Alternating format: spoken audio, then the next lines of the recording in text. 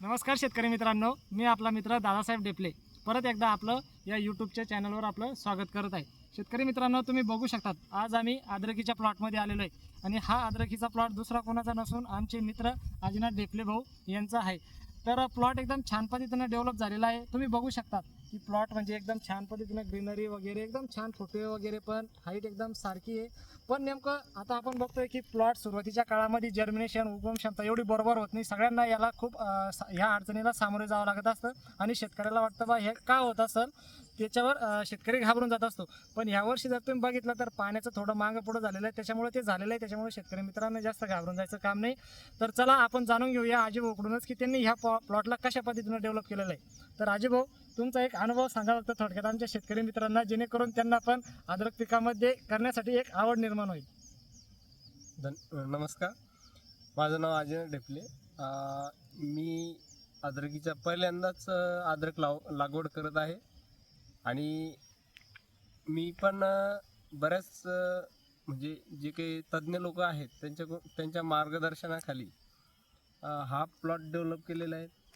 जे काही आपल्या समाजामध्ये बरेच लोक अद्रक लावतात, तर त्यांच्याकडून माहिती घेत हा प्लॉट डेव्हलप केला. जास्त काही खर्च केलेला नाही आहे.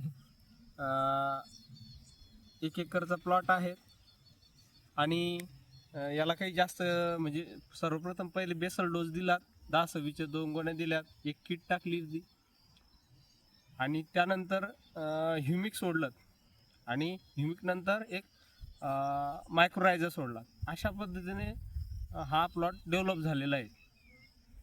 तर तुम्हीही अति खर्च न करता योग्यरित्या आणि टायमावर जर कधी मेहनत केली, टायमाला फार महत्त्व आहे, कारण की टायमावर कधी केलं तर त्याचा फायदा होतो. नाहीतर कितीही खर्च केला तर प्लॉट डेव्हलप करणं अवघड जातं. बरोबर. आणि मेन म्हणजे आपल्याला वाटतं की बाबा आज आपली समजा युवा पिढी ही सगळी समजा नोकरीच्या मागं इकडं तिकडं पळते आणि कुठंतरी शेती आज आपली मागं पडत चाललेली.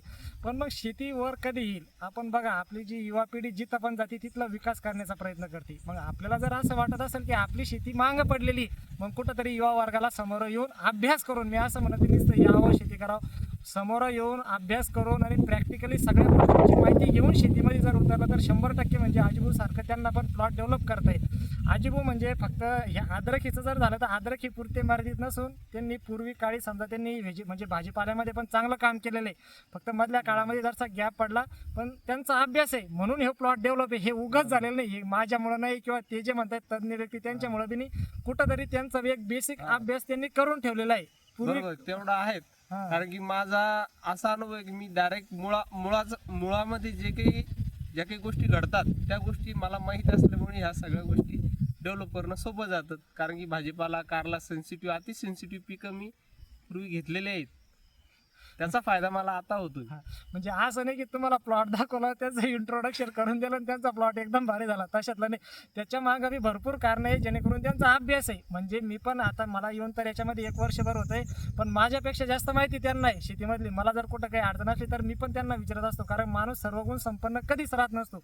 कुठंतरी माणसाला अडचण येत असते आणि प्रॅक्टिकली केलेलं आहे सोबतचे शे त्यांच्याकडून बी मला चांगलं मार्गदर्शन भेटलेलं आहे आणि त्याचाच कुठंतरी मी शेतकऱ्यांना कधी पण सांगण्याचा प्रयत्न करत असतो. मी माझ्या व्हिडिओमध्ये सांगत असतो, मी प्रयत्न करतोय. मी असं मी म्हणत नाही की 100% तुम्हाला या गोष्टी होईल, फक्त 100% आपल्याला गोष्टी जर कोणत्याच होत नाही, पण लागत असेल तर अभ्यास गरजेचा आहे, जे की मी पण करतोय, भाऊ बी करताय, आपण सगळेच करताय. फक्त ते कशा पद्धतीनं करायला पाहिजे याचा आपण जर विचार करायला पाहिजे, जेणेकरून तेव्हा आपल्याला शेतीमध्ये नक्कीच यश भेटेल. तर आजीभाऊ, अजून तुम्हाला काही शेतकऱ्यांना सांगायचा असा काही संदेश तसा काही म्हणजे एवढा नाही, कारण की आपण एवढे तज्ज्ञ नाही त्यामधले.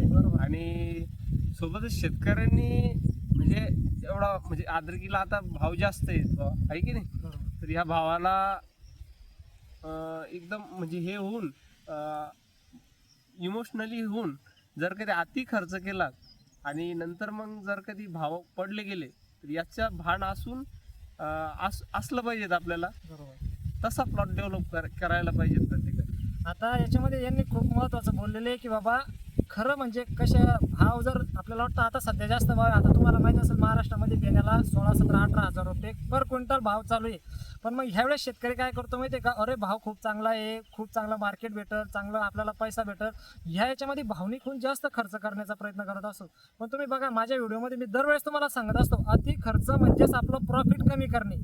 म्हणजे जे आपल्याला प्रॉफिट येत असतं ना आपण ते खर्चामध्ये टाकून देत असतो. मग कुठंतरी आपल्याला असं वाटतं की आपल्याला कमी उत्पन्न आलं आणि आपल्याला हे पीक परवडलं नाही. पण खरं अभ्यास करून समजा पिकाला जे पाहिजे तेच देत चला, म्हणजे जेणेकरून आपला इतर खर्च कमी होईल आणि जो खर्च आपण इतरमध्ये टाकतो तो आपलं प्रॉफिट बनून आपल्या उत्पन्नामध्ये आपली वाढ दिसेल. बरोबर. म्हणजे असं मला वाटतं एकंदरीत.